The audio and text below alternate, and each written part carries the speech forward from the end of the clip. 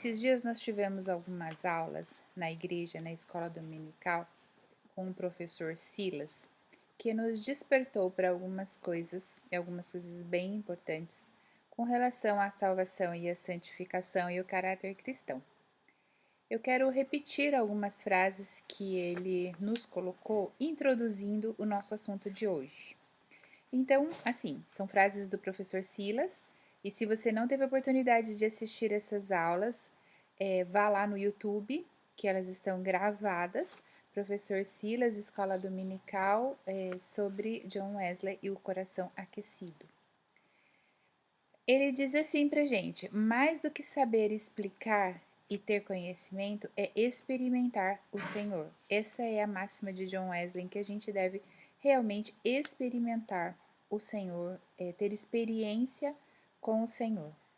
Essa é a preocupação orientadora de John Wesley, é a gênese metodista. Conhecer o texto mais próximo ao ambiente é importante.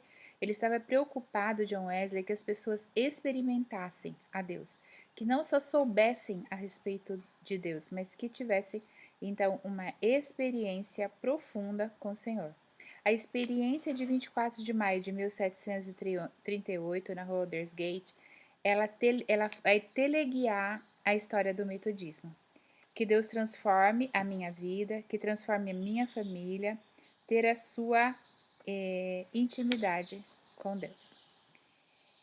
A segunda máxima, a segunda ênfase que ele faz na primeira aula que ele dá nesse dia sobre John Wesley é o seguinte: ele fala que, para John Wesley, a justificação pela graça mediante a fé que a reforma nos trouxe através de Lutero não é suficiente, mas até certo ponto insatisfatória para John Wesley. Porque mais do que justificar, Deus quer nos fazer justo. Ele declara a gente justo, mas ele quer nos fazer justo. Justificação pela fé não é o ápice, mas o ápice da vida cristã é a santificação. O povo metodista deve refletir sobre essas duas verdades. A principal doutrina wesleyana é a doutrina da santificação, e ela está conectada com a salvação. A meta central da missão de Deus na sua criação, os homens, né, a sua criação maior, que é a humanidade, está na santificação. E é a meta mais elevada de Deus. Por quê? Porque Deus tem uma meta na minha vida: imprimir em mim o caráter de seu filho. Ele tem essa meta na sua vida: imprimir o caráter de Jesus em você. Deus quer imprimir o caráter do seu filho nas nossas vidas, na minha vida e na sua vida. Isso é santidade. O elemento central da santidade, então, é imprimir o caráter de Jesus em nós. No Novo Testamento, isso é chamado de salvação. Então, às vezes a gente pensa que salvação é só aquele ato de aceitar Jesus no seu Salvador, em que nós somos justificados pela fé. Mas é muito mais, é muito além disso, conforme a doutrina metodista. Deus quer, além de nos salvar, né? A salvação não tem a ver apenas com salvar do pecado, ou então como a pólice contra fogo para não ir para o inferno. Não é essa a ideia. A salvação, segundo a doutrina metodista, é a gente ser salvo da rebeldia. A gente precisa ser salvo da rebeldia contra o Senhor. E para isso a gente precisa ter o caráter de Jesus Cristo. Isso é salvação. Deus quer nos salvar da rebeldia. Deus quer desde o início salvar a gente da rebeldia. E todas as religiões, a maioria delas pelo menos, nunca diremos todas, né? Torna Deus muito inacessível, meio escondido. Olha, Deus é um ser transcendente, eu não consigo chegar, e Deus está oculto. No islamismo ele é totalmente transcendente, não se sabe nada sobre ele, mas no cristianismo, Jesus veio e disse: eu e o Pai somos um. Então, quem conhece Jesus, conhece a Deus. Se você quer conhecer a Deus, conheça Jesus. Jesus veio para nos dizer quem Deus é. Deus tem essa meta de fazer então que como que nós sejamos semelhantes a Jesus. Mais então do que saber explicar sobre isso, nós precisamos ter a experiência dia a dia de santidade. Essa deve ser a nossa meta. A nossa meta então é sermos semelhantes a Jesus. Isso é salvação, isso é santidade. Santidade ela tem a ver com adoração. E adoração tem vários aspectos. Destaco dois, diz o professor Silas. O indivíduo que canta, louva e exalta a Deus está adorando, e o adorador, ele quer ser igual ao adorado. Toda vez que você tem um ídolo, né, um ídolo no sentido não de idolatria, mas assim, você gosta muito de uma pessoa, de um cantor, de um pregador, de tanto você ouvir, de tanto você se aconselhar, de tanto você andar junto, você acaba se parecendo com aquela pessoa ou querer se parecer. Usa as mesmas roupas, o mesmo cabelo, o mesmo tom de voz, tem muita gente que faz isso. E então isso é adorar, isso é querer ser. Então essa ideia, ela vem para nós nesse sentido. O adorador de verdade, ele quer parecer com o seu mestre. Isso nós adoramos a Jesus, se nós adoramos o nosso mestre, nós precisamos querer dia a dia nos parecermos com ele e sermos como ele. Salvação então tem a ver com adoração e eu quero ser como Deus é. Essa é a frase principal. Deus se revela em Jesus Cristo. Em Jesus, vemos Deus vazio de tudo menos do seu amor. Santidade está totalmente ligada à adoração. O Pai terreno, ele quer imprimir nele o seu caráter e os seus valores, no seu filho. Né? A gente ensina os nossos filhos e a gente quer imprimir nos nossos filhos o caráter, os nossos valores, e isso é caráter, né? A busca de parecer. Deus não imprime o seu caráter em mim pela força e pelo poder. Então, assim, Deus, como Pai, ele não imprime o caráter dele na gente pela força e pelo poder. Mas Deus quer nos ensinar, quer que a gente queira parecer com Ele. Deus não vai criar cercas ao nosso redor. Deus dá a herança para o filho pródigo, né? Ele deixa você ir e você só fica se você quiser. Se você entender que eu sou seu pai e você queira ser o meu filho. Essa é a máxima que Jesus faz, que Deus faz para nós. O poder de Deus, ele é fundamental para ser, né, aquele que gera, aquele que transforma. O caráter de Jesus seja impresso em nós. A salvação está conectada com a santificação, está conectada com a adoração. E a gente precisa muito entender isso. Naquele texto que nós lemos que você pede, recebe aquilo que você pede, busca o que encontra, que a gente cita muito na questão de orar e buscar, ali estava falando sobre o Espírito Santo. E realmente não tem, se você pedir o Espírito Santo, Deus nunca vai te negar. E porque Ele quer muito que você seja parecido com Ele, que você se torne mais parecido com Ele. Que a nossa oração seja: Senhor, eu quero me dedicar em te conhecer, em ter o teu caráter, que meu caráter seja igual ao seu. Rebelde é aquele que discorda de Deus, que discorda do caráter de Deus. Salvação está conectada com santidade, que está conectada com adoração.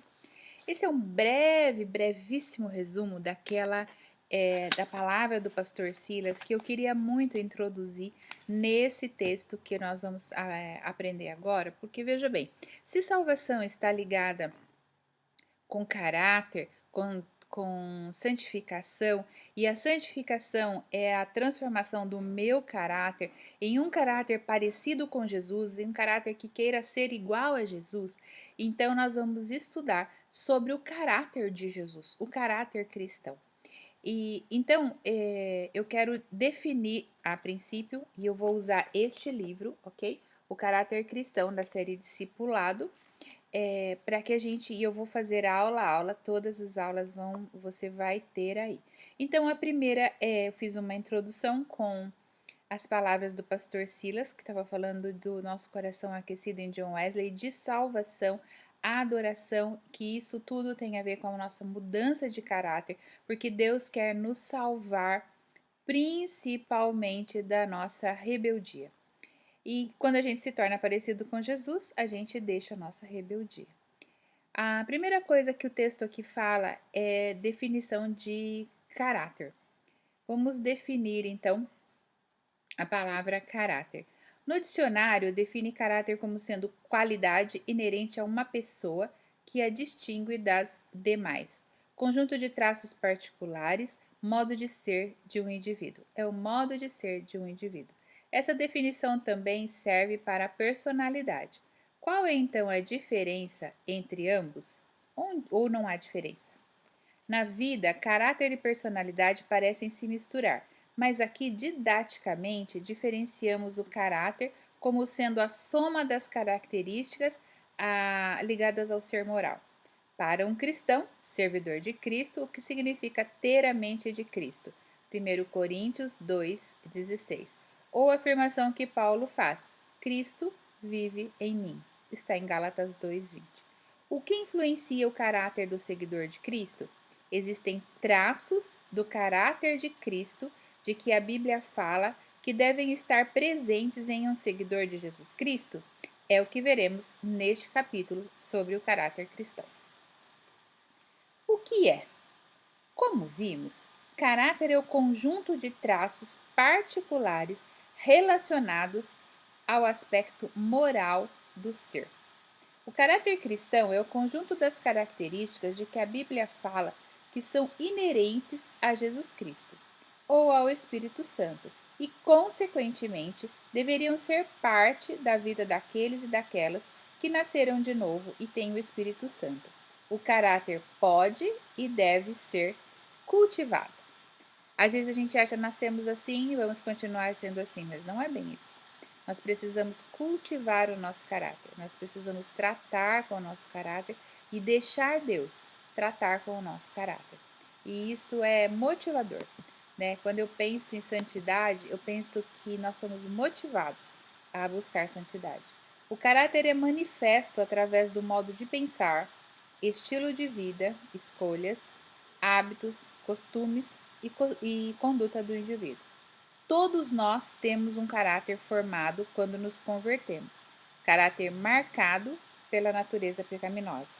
À medida em que crescemos em estatura e graça diante de Deus, o nosso caráter vai sendo transformado ou tratado.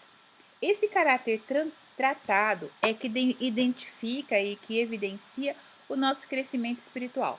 Então, assim, como é que você sabe se você está crescendo ou se uma pessoa está crescendo espiritualmente? É na transformação do caráter dela. Quando você conhece uma pessoa e fala, nossa, ela está totalmente transformada, ela não era desse jeito. Oh, então eu sei que ela está crescendo espiritualmente. Essa é a medida que você pode fazer, não com os outros, com você mesmo. Olhe, John Wesley, ele tinha um diário e que ele escrevia como estava a vida cristã dele, como estava a vida espiritual dele. E ele fazia uma análise se ele estava melhorando ou não, através desse diário. Olha, como é que eu estava um ano atrás com relação à minha fé? A minha fé aumentou? Como é que eu estava um ano atrás com relação ao amor? Meu amor aumentou? Eu perdoo mais fácil agora ou não? O que eu aprendi nesse ano que eu coloquei em prática na minha vida? Não são os dons ou os conhecimentos ou conhecimento que evidencia o crescimento. Veja bem que nós já falamos isso lá na introdução, que o professor Silas nos diz. Não é o tanto que você sabe. Você pode ler a Bíblia, você pode ler livros a respeito da Bíblia, mas não é isso que evidencia o seu crescimento. O que evidencia o seu crescimento é um caráter tratado, ou seja, você precisa ser tratado. Essas coisas que você aprende precisam ser colocadas em prática. Jesus diz naquela parábola da construção da casa que a casa que é construída sobre a rocha é aquele que ouve e pratica aquilo que aprendeu. Então, o caráter tratado é aquele que ouve e pratica aquilo que aprendeu. Não adianta só saber, nós precisamos colocar em prática aquilo que nós aprendemos. Com isso, nós vemos que o caráter cristão é o que vem sendo transformado por Deus para a gente ficar parecido com Jesus, para a gente ficar semelhante ao caráter de Jesus Cristo. Como é que a gente pode ter então um caráter tratado? A gente viu o que é e agora nós vamos ver como é que é um caráter tratado. Para termos nosso caráter, como é que nós podemos ter esse caráter tratado? Para termos nosso caráter tratado, nós precisamos reconhecer as características que desagradam a Deus, pecaminosas, e arrependermos delas. Devemos confessar e desejar abandonar o pecado. Esse é o primeiro ponto. Então, assim, como é que eu vou ter meu caráter tratado? Eu vou descobrir, reconhecer as coisas em mim que desagradam a Deus, que são pecado. O que desagrada a Deus é pecado. Então, assim, toda palavra que eu ouço, toda pregação que eu escuto, toda vez que eu leio a Bíblia, Deus vai falando, mostrando coisas para mim que desagradam Ele, que deixam Ele triste. E então, eu preciso abandonar. Como eu abandono? Eu reconheço primeiro aquilo que está errado em mim, e aí eu me arrependo disso, eu confesso, são 4 passos, então eu reconheço, me arrependo, confesso, e no meu coração eu tenho um desejo de abandonar. Não quero mais isso para mim, eu quero ter uma nova vida agora. Às vezes nós paramos no meio do caminho aí, né? Às vezes nós reconhecemos, até nos arrependemos, até confessamos, mas temos dificuldade de deixar essas coisas. Então, são 4 passos que devem ser seguidos: reconhecer o que está errado em mim, o que desagrada a Deus, me arrepender disso, confessar ao Senhor e abandonar. Devemos orar sinceramente a Deus, pedindo que nos liberte e resgate desse fútil legado, dessas coisas ruins. Devemos crer em Deus e depender do Espírito Santo para a nossa transformação. Veja bem, é sempre o Espírito Santo que nos transforma. Não adianta você dizer, eu reconheço que eu não faço, que isso desagrada a Deus e agora eu vou abandonar isso porque eu quero abandonar isso e eu tenho poder para abandonar isso. Não temos. Não temos. A maioria das vezes nós vamos errar muito nisso. Nós reconhecemos o que desagrada a Deus, nós nos arrependemos disso, nós confessamos ao Senhor e desejamos abandonar o pecado. Mas esse desejo deve ser colocado diante de Deus e o Espírito Santo tira esse desejo de ficar no errado e aumenta o desejo de abandonar. Quem faz isso em nós é o Espírito Santo. Romanos 12, 2 fala que somos transformados pela renovação da nossa mente, ou seja, precisamos reaprender com Deus e sua palavra, mas dependemos do Espírito Santo para transformar nosso conhecimento em ação. Não adianta eu saber se eu não começar a agir daquela maneira, e é o Espírito Santo que nos ajuda a descobrir e colocar aquele conhecimento que eu tenho em ação na minha vida. Isso não pode servir de desculpa para não mudarmos, pois sabemos ser esta é a vontade de Deus. Portanto, se crermos e quisermos, o nosso caráter será transformado por ele. Ai, que bênção! Eu preciso crer, eu preciso reconhecer, eu preciso me arrepender, eu preciso confessar e eu preciso ter o desejo de não querer mais aquilo, que o Espírito Santo faz o restante e transforma o meu caráter. Resumindo, temos o caráter tratado através de: número 1, reconhecimento do que desagrada a Deus. Primeiro, eu preciso reconhecer o que desagrada a Deus. Isaías 6, 5. 2, arrependimento sincero. Isaías 6, 5. 3, confissão e entrega. Isaías 6, 5. 4. Buscando a Deus. 1 Timóteo 4, 13 a 15. 5. Experimentando a transformação. Eu vou abrir com você o livro de Isaías, capítulo 6, que eu amo de paixão, é um dos textos mais preciosos que eu acho da palavra.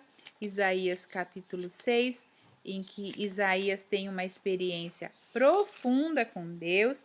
E no verso 5, diz assim: Então eu disse, ai de mim, estou perdido, porque sou homem de lábios impuros e habito no meio de um povo de lábios impuros. E os meus olhos viram o Rei, o Senhor dos Exércitos. Ai de mim. Então, assim, reconhecendo que eu sou impuro, reconhecendo que desagrada a Deus, meus lábios são impuros. Ele se arrepende e diz: ai de mim, eu tô com... E aí ele confessa: eu tenho lábios impuros. 1 Timóteo, capítulo 4, vamos lá também? 1 Timóteo, capítulo 4, verso 13 a 15, diz assim: 1 Timóteo, vamos lá de novo, 4, eu estou em 2 Timóteo, por isso que não estava dando certo. 1 Timóteo 4, 13 a 15. Agora tá certo. Até a minha chegada, dedique-se à leitura pública das Escrituras, à exortação e ao ensino. Não seja negligente para com o dom que você recebeu, o qual lhe foi dado mediante profecia com a imposição das mãos do presbitério. Até a minha chegada, dedique-se à leitura da palavra. Ou seja, o quarto tópico aqui é busque a Deus. Então, assim, você reconhece o que desagrada a Deus, você se arrepende, você confessa e entrega isso para Deus e começa a buscar no Senhor para que o Senhor venha e tire esse desejo ruim do seu coração e transforme o seu coração. E em seguida, experimente a transformação de Deus naquela área. Para que precisamos ter o caráter tratado? Por que a gente precisa disso? Nós vimos o que é um caráter tratado, vimos como ter um caráter tratado e, enfim, vamos ver para que nós precisamos ter o caráter tratado. Para fazermos vasos de honra, para que a gente seja vaso de honra. Tornando-se de utilidade para Deus, nós vamos ser úteis para o Senhor. Aperfeiçoarmos a imagem de Jesus Cristo. Essa é o ponto crucial para a gente parecer com Jesus. Limpar a sujeira, já que possamos produzir, para que possamos produzir mais frutos. Primeiro, João 15, 1 a 2, quando fala da videira, né? E, por último, sermos agradáveis para Deus, conforme Romanos 8, 8. Eu vou abrir 2 Timóteo 2, para a gente ler o texto. 2 Timóteo, capítulo 2, verso 20 e 21. Ora, numa grande casa não há somente utensílios de ouro e de prata, há também de madeira e de barro, alguns para honra, outros para desonra. Assim, pois, se alguém se purificar destes erros, será utensílio para a honra, santificado e útil para o seu Senhor, estando preparado para toda boa obra. Veja bem, para que você precisa ser tratado? Para que você seja útil ao Senhor e preparado para toda boa obra. Não é esse o nosso desejo? Não é isso que é o propósito do nosso coração? É ser útil ao Senhor, ser útil na sua obra, né? É esse o nosso, para mim, é o profundo do nosso coração, é dizer isso para Deus. Deus, nós queremos sermos parecidos contigo. 2 Coríntios 3, 18 diz assim: E todos nós, com o nosso rosto descoberto, contemplando a glória do Senhor, somos transformados de glória em glória, na sua própria imagem, como pelo Senhor, que é o Espírito. Então, voltando aqui, com o rosto descoberto, ou seja, não tem máscara, não esconde nada, eu reconheço os meus erros, como Isaías fez, eu pequei, como Isaías diz, eu tenho lábios impuros, eu reconheço, eu confesso, ou seja, com o rosto descoberto, sem máscara, sem esconder nada do Senhor, contemplando a glória do Senhor, como Isaías fez, eu contemplo o Senhor num alto e sublime trono, ou seja, cara a cara com Jesus, eu posso estar cara a cara porque eu estou com o rosto descoberto. Somos transformados de glória em glória na sua própria imagem, como pelo Senhor, que é o Espírito. Amém. Que bênção isso, né? Limpando toda a sujeira para dar bons frutos. 1 Pedro, 5, verso 6. 1 Pedro 5, verso 6. Portanto, humilhem-se debaixo da poderosa mão de Deus, para que ele, em tempo oportuno, os exalte. E Tiago 4:10.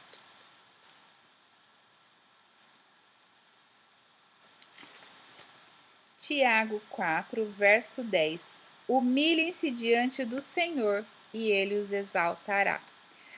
Concluindo, esses dois textos falam que devemos nos humilhar diante de Deus para que ele, no tempo oportuno, nos exalte. Portanto, o seu Espírito Santo tem nos mostrado áreas que precisam de tratamento, não devemos encobri-las. Lembra do texto que nós lemos, que está com o rosto descoberto para a transformação? Não encubra nada do Senhor que está errado. Deus já sabe. Então você deve reconhecer aquilo que não agrada a Deus e confessar. Não devemos encobri-las, nem negá-las, nem justificá-las ou resistir. Tudo isso te impede da santificação. Tudo isso te impede de ter um caráter cristão. Pare de negar as coisas que desagradam a Deus. Enfrenta isso com o rosto descoberto e diz como Isaías fez: eu sou um homem de lábios impuros. Eu sou impura, eu erro. Devemos nos dispor a mudar, suportar e aceitar o tratamento de Deus sem murmurar. Tiago 1, verso 12. Vamos ler esse texto também. Bem-aventurado aquele que suporta com perseverança a aprovação, porque depois de ter sido aprovado, receberá a coroa da vida, o qual o Senhor prometeu aos que o amam. Bem-aventurado aquele que suporta, com perseverança as provações, as provas. As provas é que vai nos mostrar nossa capacitação para o Senhor. Para nos aperfeiçoar, Deus usará outras pessoas. Efésios 4, 11, 12. Efésios 4, 11, 12. Efésios capítulo 4, verso 11 e 12. Que diz o seguinte: e ele mesmo concedeu uns para apóstolos, outros para profetas, outros para evangelistas e outros para pastores e mestres. Deus vai usar pessoas com vistas ao aperfeiçoamento dos santos para o desempenho do seu serviço, para a edificação do corpo de Cristo. Deus vai usar pessoas para te ensinar, para ajudar você no aperfeiçoamento do seu caráter, e você deve contar com essas pessoas. Você precisa se colocar diante de Deus e dizer: Deus, coloca pessoas na minha vida, para que elas possam me ensinar, para que elas possam me ajudar a ter um caráter cristão. Nas próximas lições, veremos algumas características do caráter cristão, dos cristãos e das cristãs. Então, hoje eu quero te desafiar a avaliar o seu procedimento e tentar discernir quais as debilidades do seu caráter. Exemplo: você é soberbo? Você é orgulhoso? Comece a olhar para dentro de você quais as questões, as debilidades do seu caráter. O que é que desagrada a Deus que tem em você? E a tarefa para você é: como pensa em superar as debilidades? Escreva num papel e compartilha com alguém. Alguém que seja da sua confiança, alguém que ore com você, alguém que seja seu companheiro de oração aí. Compartilha como é que você pretende superar essas debilidades. Veja bem que nós vimos passos na nossa lição. E quais eram os passos? Primeiro, reconhecer. Eu reconheço que eu tenho, vamos citar isso aqui, né? Eu reconheço que eu sou soberbo, eu reconheço que eu sou orgulhoso, eu estou reconhecendo. Depois disso, eu faço o quê? Confesso ao Senhor, me arrependo. Deus, eu me arrependo porque eu não quero ser assim. Depois eu confesso ao Senhor: Senhor, eu estou confessando que eu sou orgulhoso. Não mascara isso. Ah, eu sou por causa disso, porque eu fui criado assim. Não arruma desculpa. Confessa exatamente que você é e imediatamente entrega para o Senhor isso. Não, depois da confissão, você entrega ao Senhor e fala: Deus, eu não quero mais ser orgulhoso ou soberbo. Eu quero abandonar isso, mas eu preciso da sua ajuda. Eu preciso do seu Santo Espírito para que ele transforme o meu caráter. E aí tem algumas questões. O caráter de alguém é manifesto pela sua conduta? Como é que funciona essas coisas? Eu vou colocar então, depois desse vídeo, no comentário ou no texto aí, eu vou colocar de alguma maneira, algumas questões para que você. Tô dando tchau pro Rogério que tá indo embora, viu, gente? Eu vou colaborar para vocês algumas questões para você responder, ok? Mas é isso, esse é o texto. Eu quero que você leia, ouça uma vez, assista duas, mas especialmente pense a respeito do seu caráter e daquilo que você vai querer colocar, mudar na sua vida. Faça um papel, né? Escreva as coisas que você gostaria de que fosse transformado, compartilha com alguém, conversa com alguém sobre isso. Essa então foi a nossa primeira lição sobre caráter cristão da série Discipulado. É esse aqui que nós vamos estudar e nós teremos todas as lições em vídeo do jeito que eu fiz hoje. A próxima lição falará sobre o caráter, uma qualidade do caráter de Jesus, que é ser amoroso. Eu conto com você na próxima, então. Um grande abraço, Deus abençoe muito, muito.